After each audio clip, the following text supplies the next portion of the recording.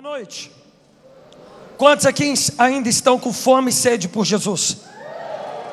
Amém. Cara, foi muito louco o que Deus fez em nosso meio durante esses 3 dias. Quando eu entrei aqui, eu vi vocês chapando e adorando Jesus, sem a banda, sem o culto ter começado, entre aspas. O Espírito Santo me abasteceu mais ainda com esperança e expectativa naquilo que Ele vai fazer nessa noite. Eu creio que foi visível, e eu acho que muitos aqui sentiram, mas hoje de manhã, eu senti muito forte, como se uma nuvem, eu compartilhei com vocês, uma nuvem com chama evangelística, com amor e compaixão pelos perdidos. Eu senti como se essa nuvem tivesse pousado sobre nós. Eu estava orando ali, depois da aula, eu fui aquecer minha voz e cuidar da minha voz, senão eu não ia conseguir falar aqui com vocês agora. E eu tive uma visão, e essa visão foi o seguinte: eu vi muitos fetos espirituais nascendo, na verdade muitos fetos nascendo, sendo gerados, e literalmente vindo ao mundo. E eu perguntei para o Espírito Santo o que isso significava, e ele me disse: eu estou levantando homens e mulheres nessa escola, para literalmente se tornarem pais e mães espirituais de uma geração. E eu creio muito forte que o Espírito Santo está colocando dentro de você amor e compaixão pelos perdidos. Espírito Santo, enche o seu filho ali agora em nome de Jesus. Você que está assim, eu oro agora no nome de Jesus para que você seja cheio de amor e compaixão pelos perdidos. Espírito Santo, eu oro para que o Senhor honre a fome dele. Eu oro, Espírito Santo, para que ele venha marcar uma geração a partir dessa escola, a partir desses próximos dias, no nome de Jesus.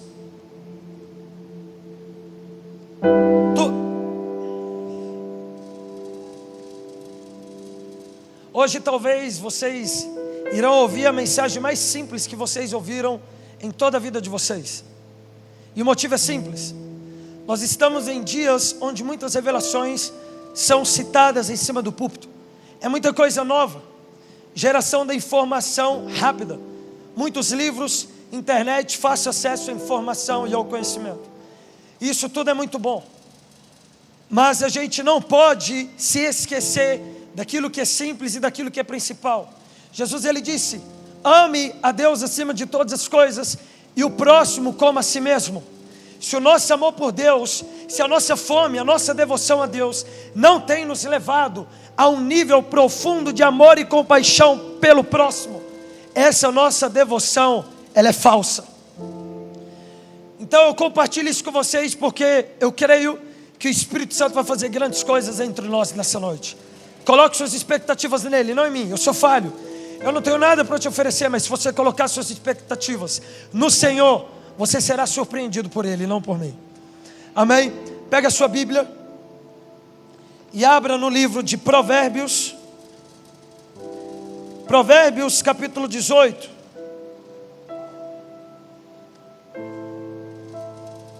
Provérbios capítulo 18, versículo 1.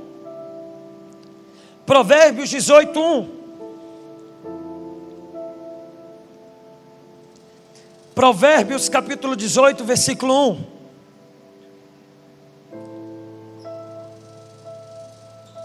Quantos acharam? Digam amém.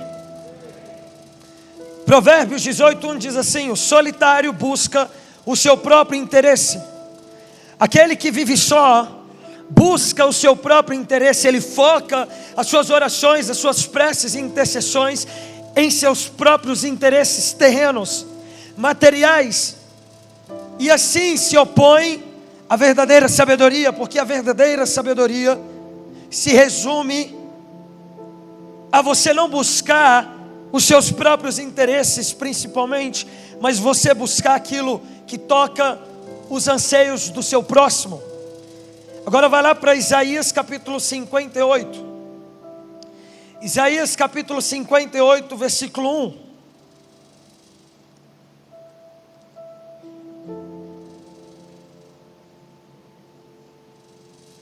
Isaías capítulo 58, versículo 1.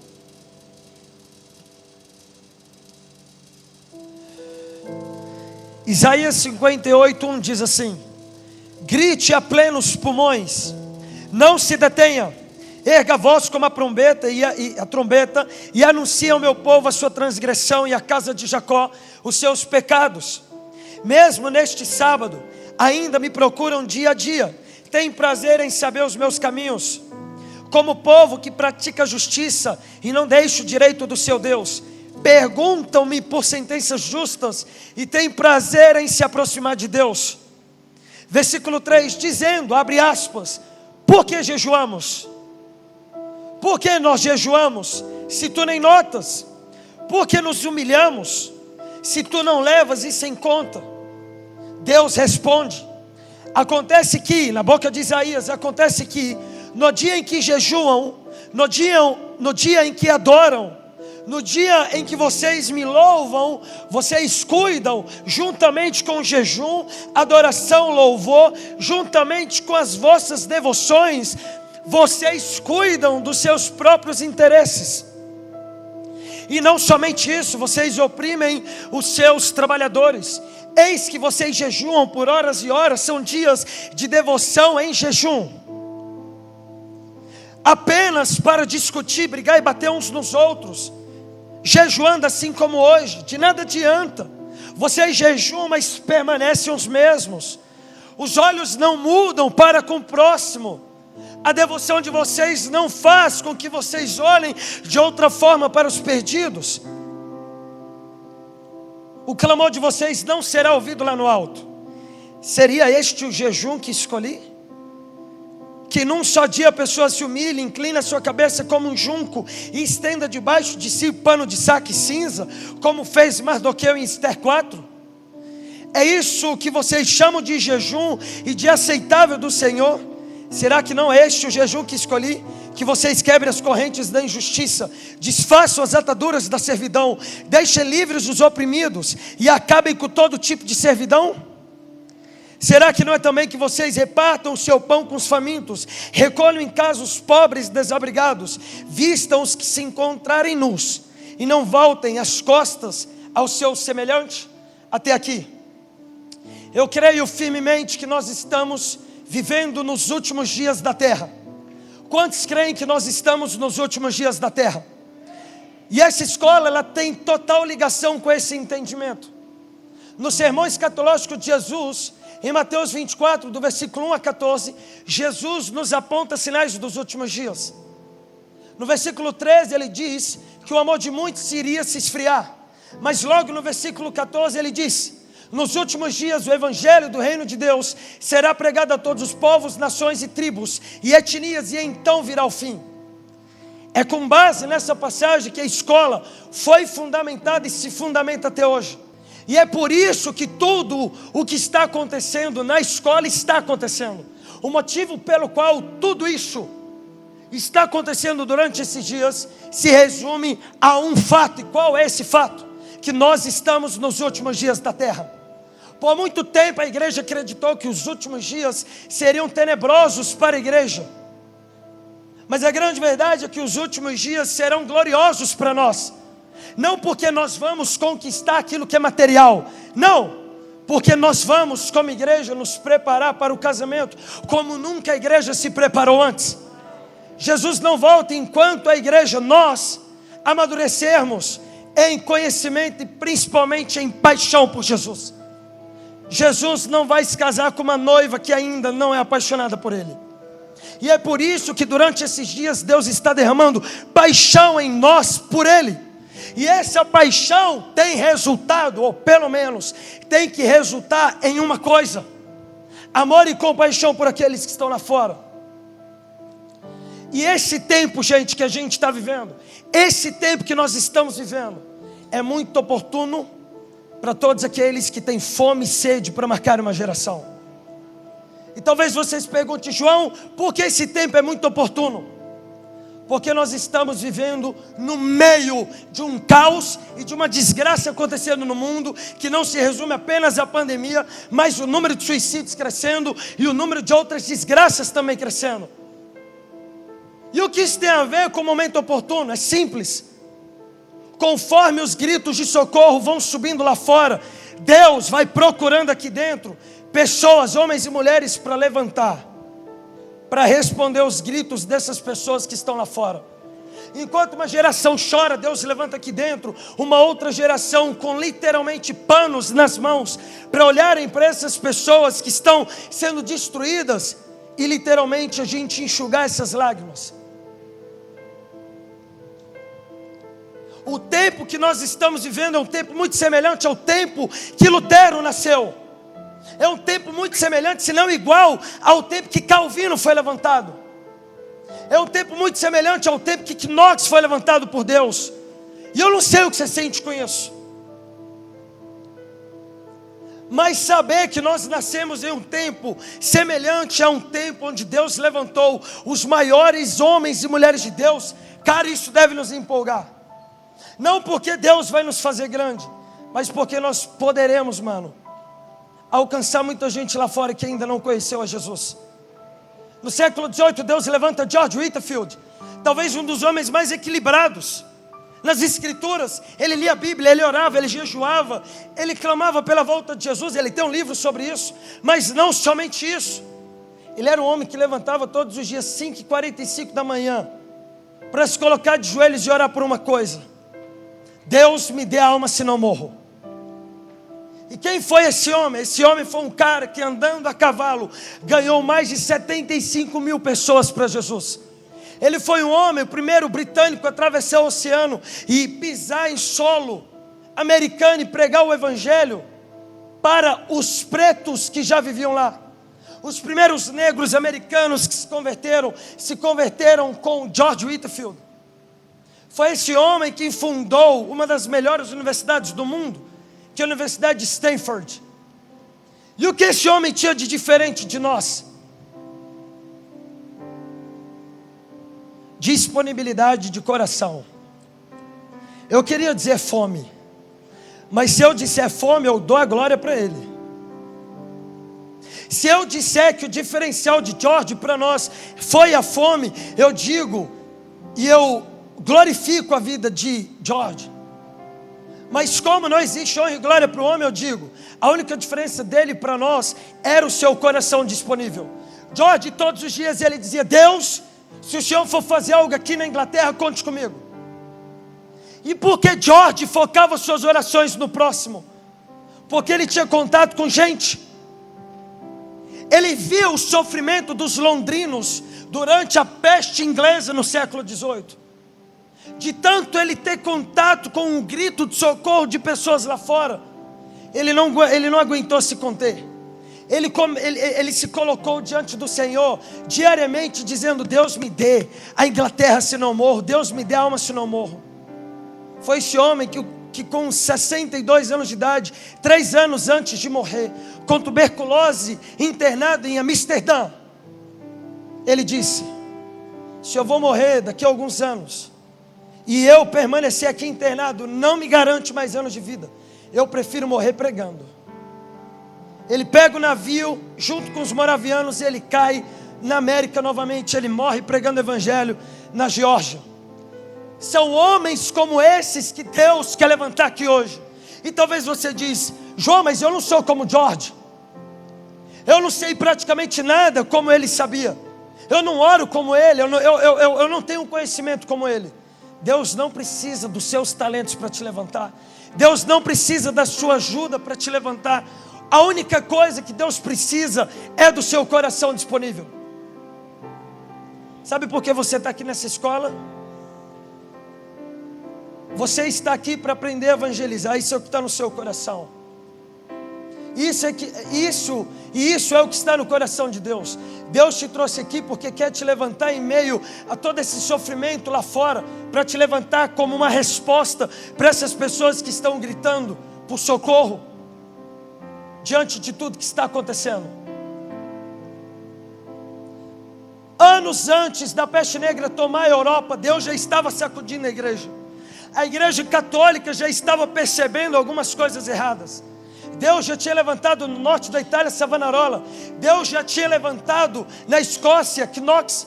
Deus já tinha levantado na Inglaterra John Wycliffe e William Tyndale. Ele já tinha levantado alguns homens e já estava derramando sobre a igreja um senso de arrependimento. A igreja já estava se arrependendo de tudo aquilo que ela estava vivendo e fazendo. Todo mundo estava empolgado. Mas de repente, a peste negra veio. O cenário é muito parecido com o cenário da nossa nação. Todo mundo aqui, talvez 95% no mínimo, em 2019 estava extremamente empolgado com aquilo que Deus estava fazendo no Brasil. Se você falar que não, você vai estar mentindo. Porque foi nítido com os nossos olhos o mover de Deus pelas igrejas e na nação.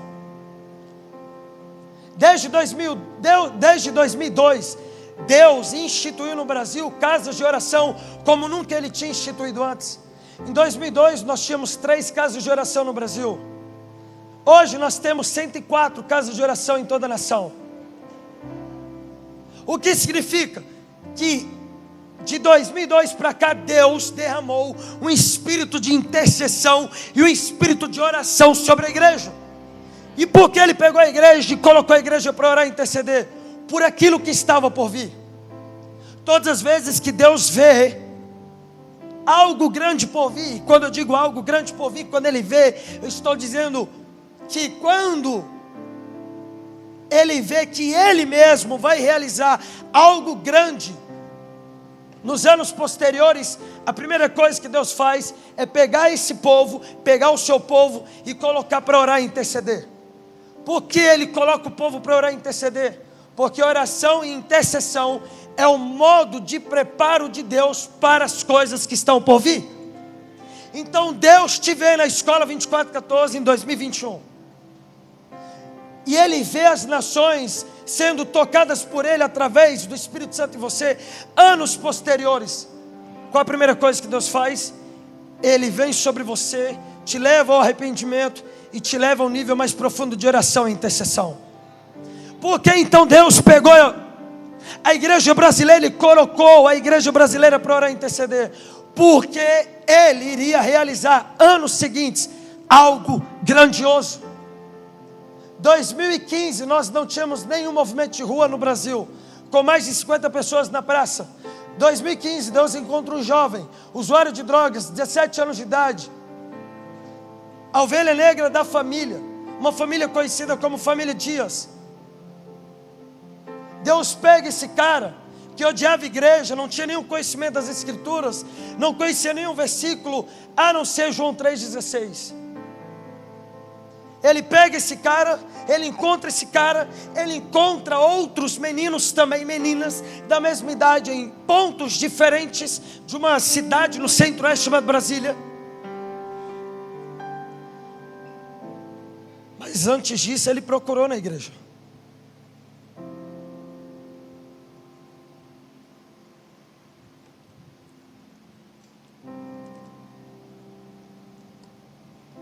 Ele procurou seus filhos e filhas.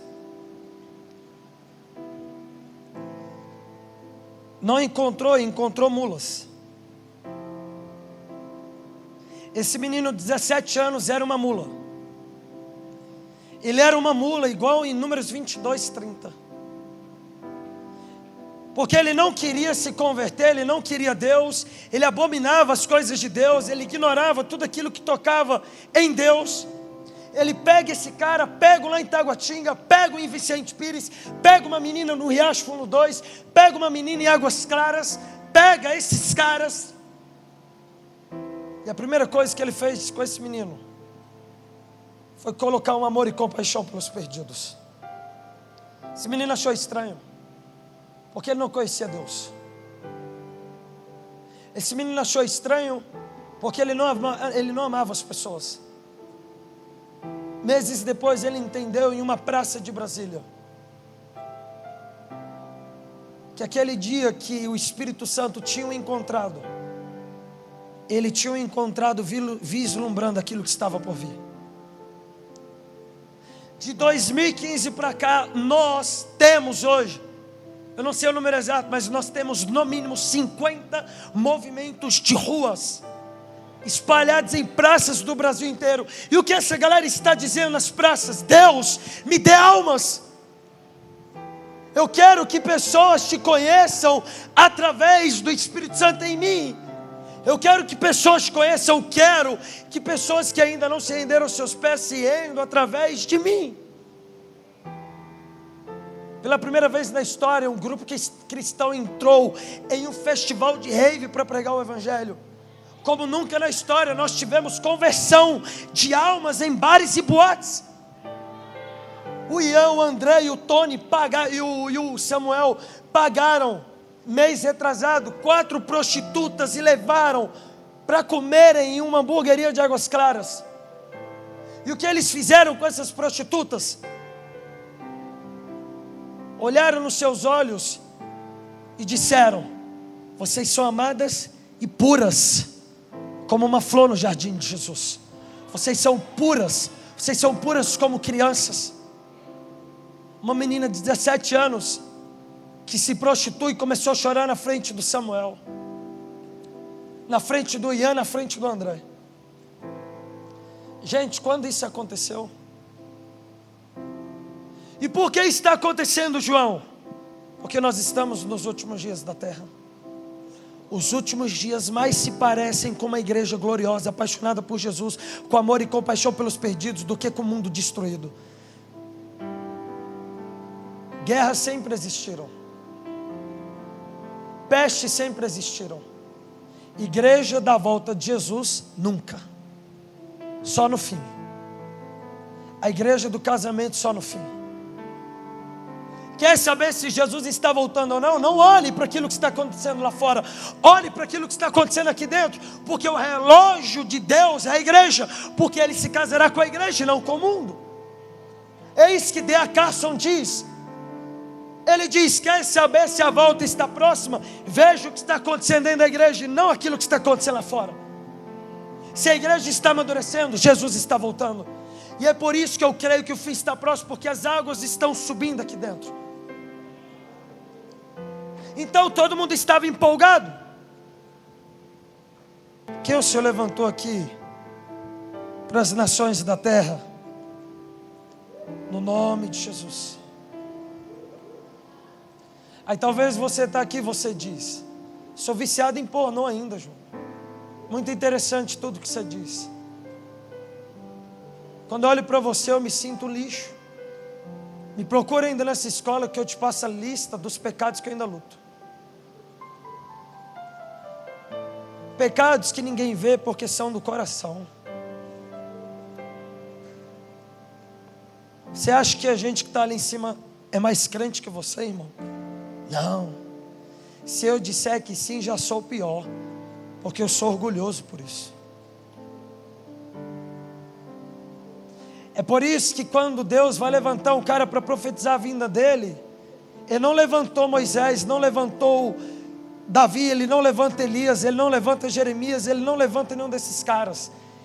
Ele vai lá no pior, vai lá no fundo do salão ali da escola, a galera que já está dormindo, pescando, o cara que já está olhando o relógio, está pensando: cara, eu quero ir embora, eu quero dormir. O cara que estava lá no fundo pensando na comida, falou: vou pegar esse, porque quando olharem para ele não vão glorificá-lo, vão me glorificar. E aí chega Isaías capítulo 6, o povo está se corrompendo, o povo de Deus está em processo de corrupção, de depravação, e Deus já tinha um plano para enviar Jesus. Deus então levanta um homem, que era um homem de lábios impuros, o homem que só andava com gente de impuros lábios. Ele encontra um homem perdido, e ele diz: ei, você que me viu assentado sobre um alto e sublime trono, você sujo, que teve uma visão em meia escola, você que foi tocado em meia escola mesmo, ainda estando preso em pecados, você que viu a terra cheia de depravação, mas também cheia da minha glória, eu quero te levantar. Eu preciso de alguém para ir diante de mim. Eu preciso de alguém para levantar. Isaías está andando no meio da rua, e ele tem sua lista de pecados, e ele está pensando: cara, eu não sou crente, eu sou o último que Deus pode usar. E ele escuta uma voz dizendo: a quem enviarei e quem irá de ir por nós? Em meio a uma desgraça acontecendo em Israel, a morte do rei Uzias tinha acontecido dias antes. Ele tinha morrido de lepra. Uma geração clamando por socorro e o povo de Deus corrompido. Lembra da primeira aula e da segunda? O povo de Deus só buscando os seus interesses. Deus olhou e falou: não vou levantar ninguém de dentro, vou pegar lá fora. E aí esse homem, Isaías, o homem de lábios impuros, o homem totalmente destruído, ele levanta a mão e ele diz: eu não tenho nada para te oferecer, mas se você precisar apenas de um coração disponível para começar algo aqui dentro de mim, eis-me aqui e envia-me a mim. Sabe por que ele disse isso? Porque ele tinha contato com gente e amava o Senhor. Ele não conseguiu ver o povo de Israel se corrompendo. Ele não conseguiu, irmão. Ele viu a desgraça acontecendo e ele disse: se o Senhor precisar apenas de um coração disponível, eis-me aqui. É por isso que o pai da igreja cristã, com ele aconteceu a mesma coisa. Viciado em prostitutas, irmão. Um cara chamado Agostinho, pegado em Tunísia, na época Hipona, capital da Tunísia de hoje. Deus encontra esse cara se deitando com prostitutas. Ele diz: é você que eu quero usar. Agostinho disse: eis-me aqui, envia-me a mim.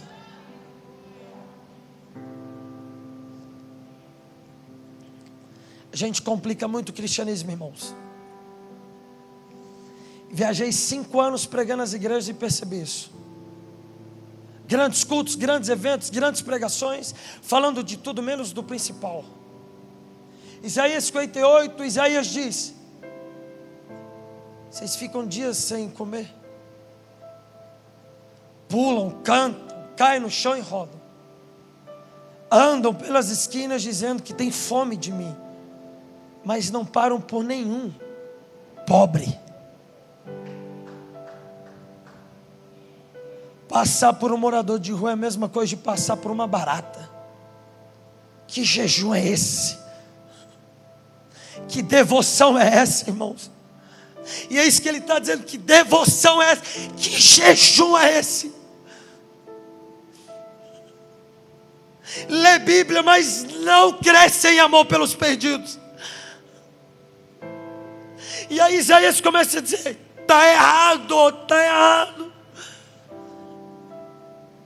É simples, entra no quarto, rua, devoção, rua. É isso. A gente inventa muito.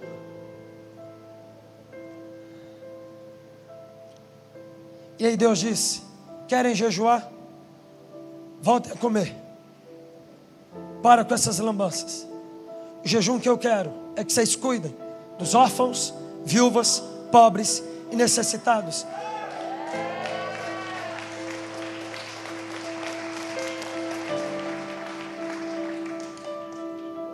Isaías confronta ali um cara chamado Mardoqueu.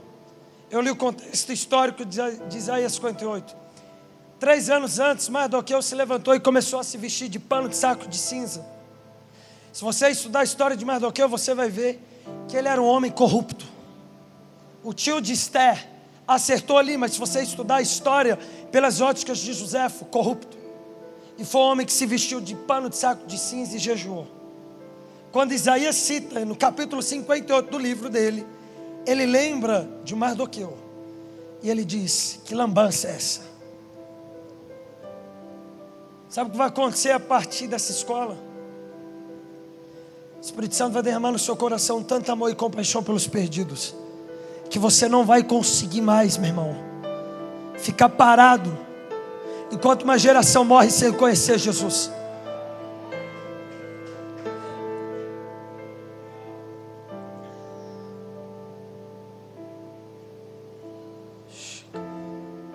Andando em Águas Claras, eu encontrei um grupo de 4 meninos. Estava com a Clara.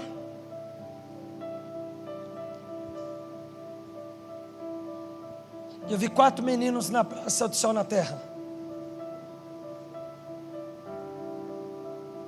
Pensei, vou ajudá-los. Quando eu parei o carro, tinha um carro atrás. Quase esse carro bate em mim. Bate no meu carro, buzinou, me fechou. Falei, ei, vocês 4, venham aqui. Venham aqui. E eles vieram correndo, correndo. Falei, qual é o nome de vocês? Meu nome é Gabriel, meu nome é Pedro, meu nome é Jonathan e meu nome é Pablo. Eu falei, vocês estão com pressa? Eles não. Falei, me espere ali, vou parar o carro e eu vou conversar com vocês. Eu estacionei e fui até lá. Comecei a trocar ideia, eles meio receosos, eles com o pé atrás. Mas eu comecei a trocar ideia, o coração de um deles abriu, foi aberto para mim. Voltei 2 dias depois, abriu mais de um, e eu fui criando relacionamento com esses meninos. Esses meninos são os meninos do Sol Nascente. E a gente começou ali a regar um relacionamento, uma amizade. Eu olhava para o olhar deles, é como se eu sentisse a dor deles. E eu dizia, não diminua o meu amor pelos seus filhos. Um belo dia, eu cansado, com sono, 2 meses depois, trocando ideia, o Espírito Santo falou bem assim, você vai até eles. Falei, mas eu estou com sono, eu estou cansado. Ele falou, vai até eles. Cheguei lá, numa quarta-feira à tarde, eu estava cansado e com sono, porque eu não tinha dormido direito na terça-feira. E eu com uns 4 meninos, com uns 10 meninos, tinha muitos meninos. E ali eu tendo um momento de discipulado com eles, falando de Jesus. Foi um dia que a gente leu João 15. A gente leu João 15, ali eu citei para eles. Eles perguntaram, foi lindo. Mas de repente, minutos depois, um deles começou a brigar com o outro. O Mateus começa a brigar com o Jota. Não. Ratio não. O que é mais para frente?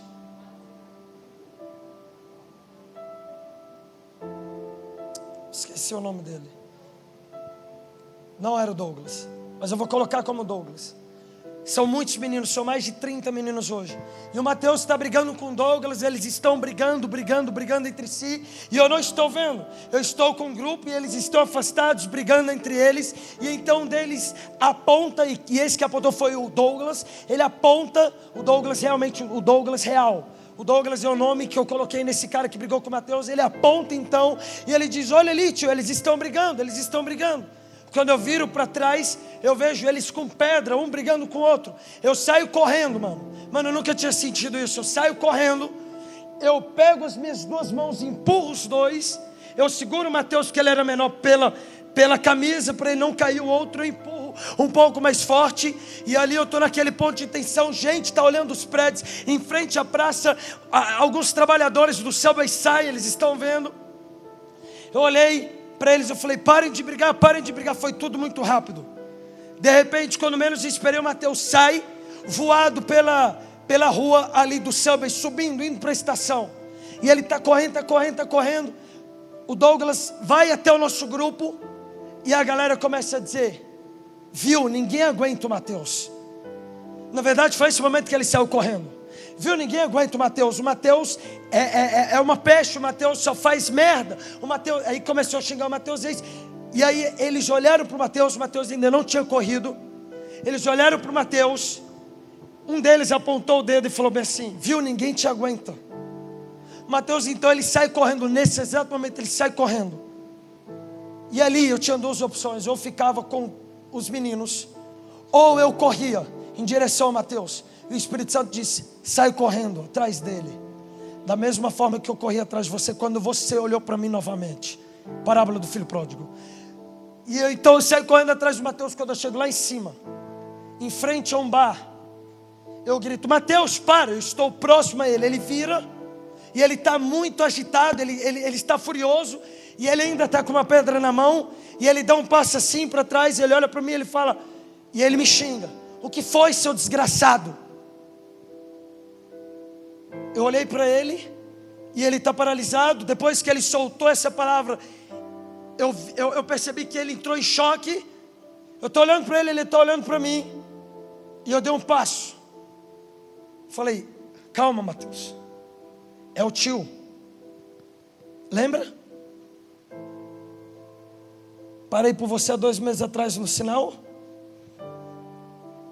O tio que te leva em casa sou eu. Aí eu fui desarmando ele. Aí ele pega a pedra, aponta para mim e ele diz: você quer comigo? Falei: eu sei que você foi rejeitado em casa. Eu sei que seu pai e sua mãe proferiram e proferem até hoje palavras duras para você. E eu sei o que você ouviu da boca desses meninos, dos seus amigos. Mas sabe por que eu parei por você aquele dia? Não é porque eu te amo, é porque o Pai te ama, Jesus te ama. Jesus te ama muito, e foi por isso que eu parei. Eu não parei pelo meu amor, parei pelo amor de Jesus. Sabe por que o tio quase bateu o carro? Porque Jesus ama você, Mateus. Você não é uma desgraça da sua família. O Mateus então começa a chorar. Ele abaixa a cabeça, ele está chorando. Falei: levanta a cabeça e olha para mim. Eu posso te abraçar? Aí ele desarma de vez. Aí eu abraço ele. E eu fico abraçado com ele um tempo. 2 meses depois, lá no sol nascente, sentado numa praça, igual o sol na terra. Não é número, são corações. Queimar na praça é fácil, irmãos. Eu nunca conheci o amor de Deus como eu conheci durante esse tempo com eles.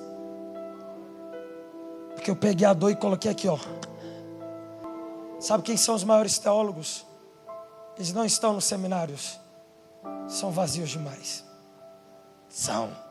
Sabe o que eu conheço a maioria? Discuta entre os meus aqui. Alguns deles já foram pegos pelo Espírito, se arrependeram. Os maiores teólogos não são aqueles que têm o conhecimento de Deus na teoria, mas são aqueles que têm a vida de Deus na prática. Eu vivo a vida de Deus. Eu não só tenho o conhecimento, eu vivo a vida de Deus. Mateus, 1 mês e meio depois, naquela praça ali no sol nascente, que a minha equipe vai estar lá, ele olhou para mim e ele veio correndo: tio. Ele olhou para mim e ele disse: preciso te falar algo. Estou há 1 mês e meio sem fumar maconha. E sabe quando eu fui liberto? Lá naquele dia em que você me abraçou em frente ao Líbano, aquele bar. Quando você me abraçou, eu senti o amor de Deus.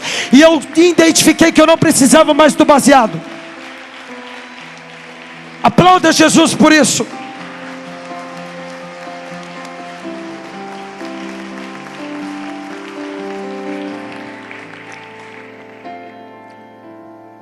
O evangelho é simples. É amar a Deus e os perdidos.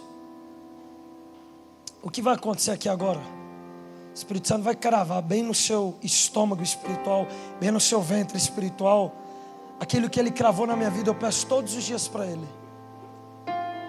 amor tão grande por vidas, ao ponto de eu sentir dores como de parto por elas.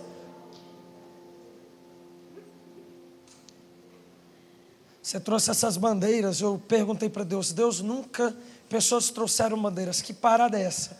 O Espírito Santo falou: porque eles vão regá-las. João e Gala, e que parada é essa de dores como de parto? É Gálatas 4,19. Paulo, ele disse: eu sinto dores como de parto por vocês, meus filhinhos, até que Cristo seja gerado em vós. Você que é mãe, lembra de quando você teve sua filha, seu filho? Você lembra, você que é pai também? nunca esteve tão próximo quando a dor de parto veio. Dia 17 de dezembro de 2015. Eu estava em casa com a minha mãe, meu pai, minha irmã. Minha mãe ainda afastada dos caminhos do Senhor. Minha irmã, todo mundo praticamente em casa estava. Mas ela afastada orava por mim. Um belo dia, tinha acabado de cair no pecado sexual. Eu não estava com fome de Deus. Fome era o que eu não tinha. O Espírito Santo desceu. E ele me perguntou uma coisa: o que queres? O que queres? Eu tinha uma mãe com depressão. Eu tinha uma irmã, assim como eu, afastada dos caminhos do Senhor. Eu estava no primeiro ano do ensino médio ainda. Muitas coisas horríveis acontecendo com a minha família. E eu tentado a pedir algo material, ou tentado a pedir por mim. Mas eu me lembro quando eu fechei os olhos, eu vi o meu amigo João Vitor, um cara que eu enterrei em novembro, no dia 17 de novembro, dias depois do feriado da proclamação da República. Fomos para um rave, e ele morreu na minha frente, badagando lança-perfume. E quando eu vi isso, veio um anseio dentro de mim que eu não conhecia. Pai, eu quero que os meus amigos te conheçam. Eu quero que eles sintam isso que eu estou sentindo. Eu quero que eles sintam o seu amor. Eu quero que eles sejam tocados por ti, assim como eu estou sendo. E aí, irmão, saiu de mim: Deus, me dê almas, senão eu morro. Sabe onde tudo começou, irmãos? Com 9 anos de idade, quando minha mãe chegou com uma camisa da Itália. Você se lembra, mãe? Da camisa da Itália? Ela pega a camisa da Itália, ela me entrega a camisa da Itália. Toma, é um presente para você. 9 anos de idade, meu coração se voltou para a Itália. E foi ali, eu estava na Renascer em Cristo, a primeira vez que eu falei: eu quero falar de você na Itália. Eu só fiz essa oração. De 9 anos até os 18, eu não fiz mais nenhuma oração por isso. Com 18, essa oração volta, mas agora não pelas nações, mas pela minha cidade. Comecei, quando voltei para Jesus, a orar pela Itália. Comecei a chorar por essa nação, porque Deus é Deus das nações. Ano passado o Romeu me manda uma mensagem: João, pode comemorar, porque chegou um convite para você de uma igreja na Itália, e não é brasileira, é italiana. É uma igreja italiana, pastores italianos, diáconos e todos são italianos, membros italianos, e é no sul da Itália, em Palermo. Quando eu peguei a mensagem dele, eu lembrei de tudo. O Espírito Santo me disse: tudo começou aquele dia, quando eu gerei em você amor pela Itália, e você me disse: um dia eu quero falar do Senhor na Itália. Em maio eu ia com o Daniel Mar, não foi por causa da pandemia, mas via Skype. Eu não pude ver eles, mas eu acompanhei lá no Skype 800 pessoas simultâneas ouvindo o Evangelho de Jesus. Eu não pisei lá, mas eu preguei para eles. E tudo começou aonde? Em uma oração.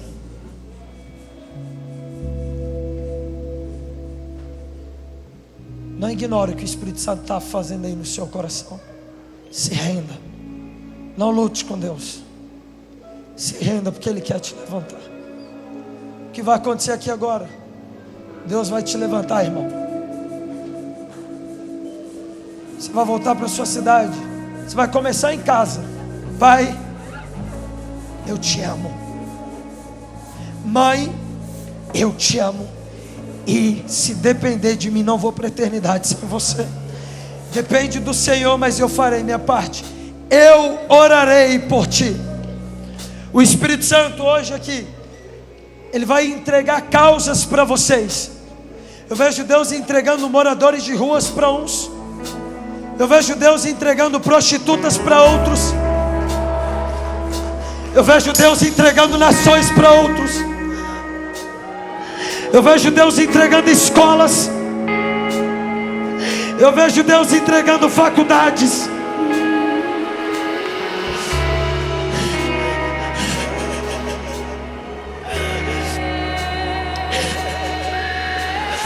Eu vejo Deus entregando os ribeirinhos para alguns. Eu vejo Deus entregando o povo sertanejo para alguns. Se você está sentindo Deus te tocar, fique de pé no seu lugar nessa noite.